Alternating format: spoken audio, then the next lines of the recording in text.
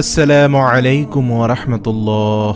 সুপ্রিয় আলোর পথের দর্শক মণ্ডলী, আশা করি মহান আল্লাহ রব্বুল আলামিনের অশেষ মেহেরবানি ও দয়ায় আপনারা সবাই ভালো আছেন।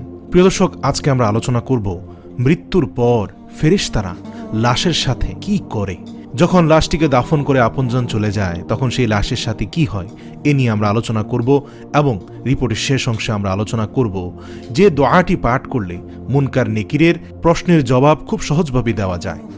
প্রিয় দর্শক, হযরত আজরাইল আলাইহিস সালাম যখন আত্মা কবজ করে নেন তখন আত্মা দেহকে বলে দেয়, হে দেহ, আল্লাহ তোমাকে সুপ্রতিদান দিক। তুমি আমার সঙ্গী হয়ে আল্লাহর আনুগত্যে অগ্রগামী ছিলে আর আল্লাহর অবাধ্যে ছিলে খুবই পশ্চাৎপদ। তুমি আমার পক্ষ থেকে মোবারকবাদ গ্রহণ করো, কেননা আজ তুমি নিজেও মুক্তি পেয়েছ আর আমাকেও নাজাত দিয়েছ। এভাবে দেহ আত্মাকে মোবারকবাদ দেয়। মুমিন বান্দার মৃত্যুতে জমিনের যে সকল অংশে সে ইবাদত করত সেগুলো কাঁদতে থাকে। আকাশের যে সকল দুয়ার দিয়ে তার নেক আমল উপরে উঠত সে সকল দুয়ার তার জন্য কাঁদতে থাকে। যে দরজা দিয়ে তার রিজিক নেমে আসত সে দরজাও কাঁদতে থাকে। আকাশ জমিনের এই ক্রন্দন দীর্ঘ 40 দিন পর্যন্ত অব্যাহত থাকে।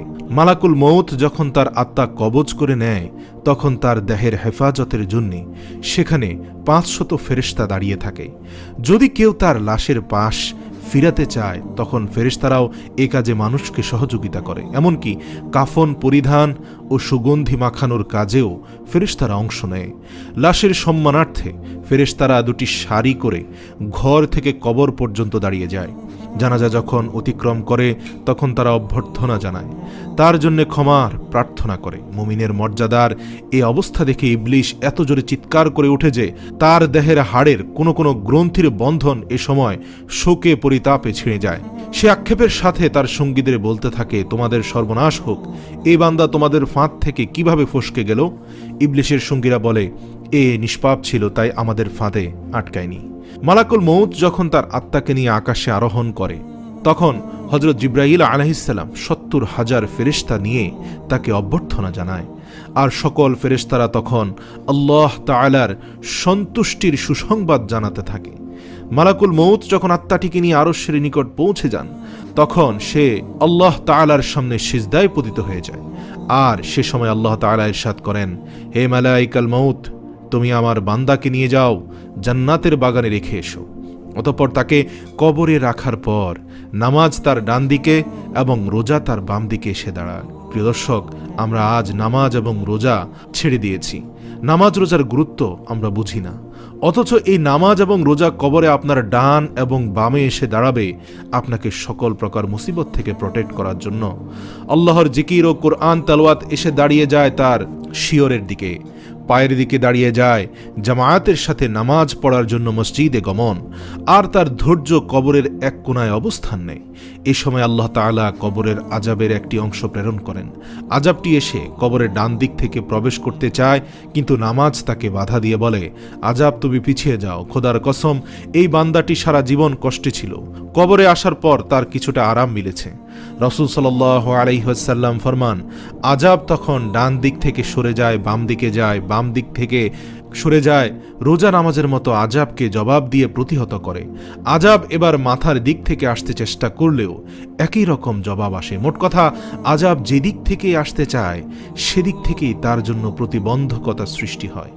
অবশেষে আযাব যখন দেখে আল্লাহর এই নেক বান্দার আমল সব দিক থেকেই তার জন্য প্রতিরক্ষার দেয়াল সৃষ্টি করে রেখেছে, তখন সে ফিরে যায়। আর সে সময় সবর উঠে নেক আমল সমূহকে বলতে থাকে, এই আযাবের প্রতিরক্ষায় আমি এজন্য আসিনি যে মূলত তোমাদের শক্তির পরিমাণ দেখাই আমার উদ্দেশ্য ছিল।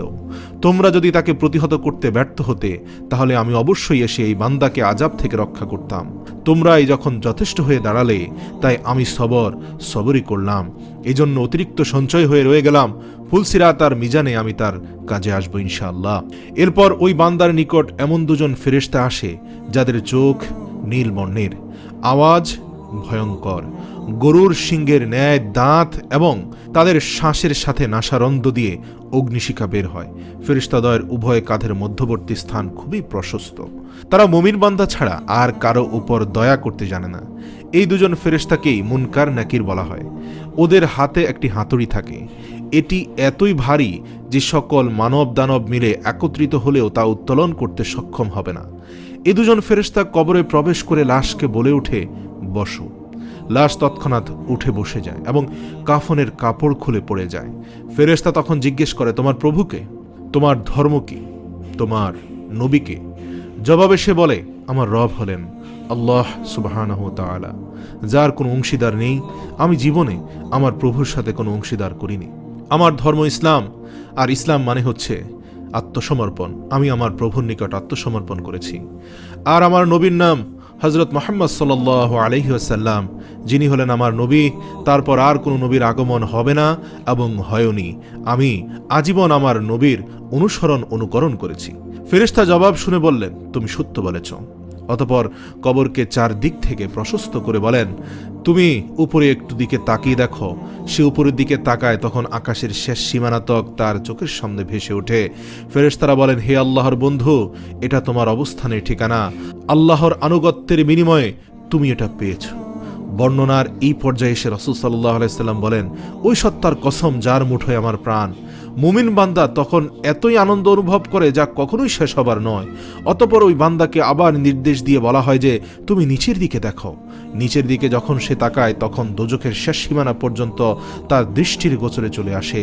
ফেরেশতা তখন তাকে বলে, হে আল্লাহর প্রিয় পাত্র, এ ভয়ানক নরক থেকে তুমি নাজাত পেয়েছ। রাসূল সাল্লাল্লাহু আলাইহি ওয়াসাল্লাম ইরশাদ করেন, ওই বান্দার এই সময় এমন পুলকানুভূতি অর্জিত হয় যা কখনো সমাপ্ত হবার নয়। অতঃপর স্বর্গের ৭৭টি দরজা তার জন্য উন্মুক্ত করে দেয়া হয়। এসব দুয়ার দিয়ে জান্নাতের সৌরভ এবং সুশীতল সমীকরণ তার কবরে পৌঁছতে থাকে এবং ততদিন পর্যন্ত থাকবে যতদিন সে কবরে থাকবে। রাসূল সাল্লাল্লাহু আলাইহি ওয়াসাল্লাম আলোচনার ধারাবাহিকতা অব্যাহত রেখে বলেন, এরপর আল্লাহ তাআলা মালাকুল মউতকে নির্দেশ দিয়ে বলেন, তুমি আমার দুশমনের নিকট যাও এবং তাকে আমার কাছে নিয়ে এসো। আমি প্রাচুর্যের সাথে তাকে রুজি দিয়েছি, সীমাহীন নিয়ামতের বাড়িপাত করেছি তার উপর, কিন্তু সে আমার সাথে শুধু অবাধ্যতাই করে ফিরেছে। এবার এই দুশমনকে আমার নিকট হাজির করো। মালাকুল মউত আল্লাহর নির্দেশ পেয়ে এমন কদাকার বেশে ওই বান্দার নিকট আগমন করে যে কেউ কোনোদিন এমন আকৃতি দেখেনি। তার 12টি চোখ থাকে, তার কাছে এমন একটি লৌহ শালাকা থাকে যা শাখা ও কাঁটা বিশিষ্ট। মালাকুল মউতের সাথে আরও 500 ফেরেশতা থাকে।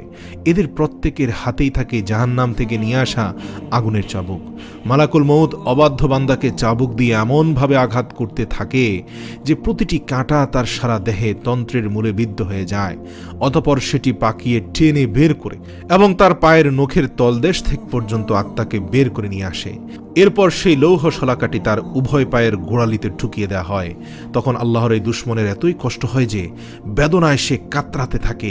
এমন সময় বাকি ফেরেশতারা তাদের হাতের চাবুক দিয়ে তার মুখমণ্ডল এবং পশ্চাৎদেশে অনবরত প্রহার করতে থাকে, কেননা সে তার আত্মাকে শরীর থেকে সহজে বিচ্ছিন্ন করতে চাচ্ছিল না। এ সময় তার আত্মাকে টেনে হিঁচড়ে সারা দেহ থেকে গোড়ালিতে নিয়ে আসা হয়। শাস্তির এই পর্যায়ে শলাকাটি তার হাঁটুতে ফোটানো হয়। তখন বেদনায় সে ছটপট করতে থাকে। এমন সময় ফেরেশতারা আবার আগুনের চাবুক দিয়ে তার মুখ ও নিতম্বে মারতে শুরু করে। হাঁটু থেকে শালাকাটি বের করে ঢুকানো হয় তার নিতম্ব দেশে, অতঃপর বুকে এবং সবশেষে কণ্ঠনালীতে। অতঃপর পূর্বের মতোই সেটিকে টেনে বের করা হয়। এরপর ফেরেশতারা জাহান্নাম থেকে সংগ্রহ করা অঙ্গার তার থুতনির নিচে বিছিয়ে দিয়ে বলে, হে অপবিত্র আত্মা, তুমি বেরিয়ে আসো।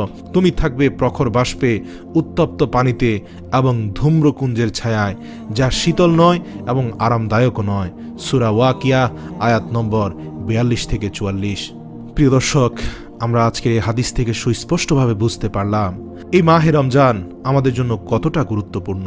এই রমজানের সিয়াম সাধনা কবরে আমার বাম পাশে এসে দাঁড়াবে এবং আমার সালাত আমার ডান পাশে এসে দাঁড়াবে। প্রিয় দর্শক, শুধু রমজান কেন, বাকি 11টি মাসও আমাদের রব্বুল আলামিনের নিকট মাথা নত করে আমাদেরকে কবরের চিন্তায় মগ্ন থাকতে হবে। আমাদেরকে কবরের সামান জোগাড় করতে হবে, কারণ এই অন্ধকার কবরে আমাদেরকে সাহায্য করার মতো আমাদের ন্যাক আমল ব্যতীত আর কিছুই নেই। প্রিয় দর্শক, আসুন এই মাহে রমজান ঈমান এবং আমল তৈরি করার সময়। আসুন এই পর্যায়ে আমরা জেনে নিব কবরে মুনকার নেকিরের সওয়াল জবাবে সাহায্য পাওয়ার উপায়। আমরা একটি দোয়া শিখে নিব। যে ব্যক্তি প্রতিদিন এই দোয়াটি পাঠ করবে তার জন্য আল্লাহ তাআলার পক্ষ হতে অনেক রহমত বর্ষিত হবে। তবে এই দোয়াটি একটি বিশেষ উপায়ে পাঠ করতে হবে। এই দোয়াটি পাঠ করলে তিনটি সুবিধা পাওয়া যায়। এক নম্বর হচ্ছে দোয়াটি পাঠ করলে আল্লাহ তাআলার পক্ষ থেকে ওই ব্যক্তির রিজিকের পেরেশানি আল্লাহ তাআলা দূর করে দিবেন এবং সকল প্রকার প্রকাশ্য ও গোপন সচ্ছলতা দান করবেন। কবরে মুনকার নেকিরের সওয়াল জবাবে সাহায্য করবেন। সুবহানাল্লাহ।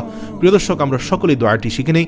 দোয়াটি হচ্ছে লা ইলাহা ইল্লাহুল মালিকুল হাক্কুল মুবিন, লা ইলাহা ইল্লাহুল মালিকুল হাক্কুল মুবিন।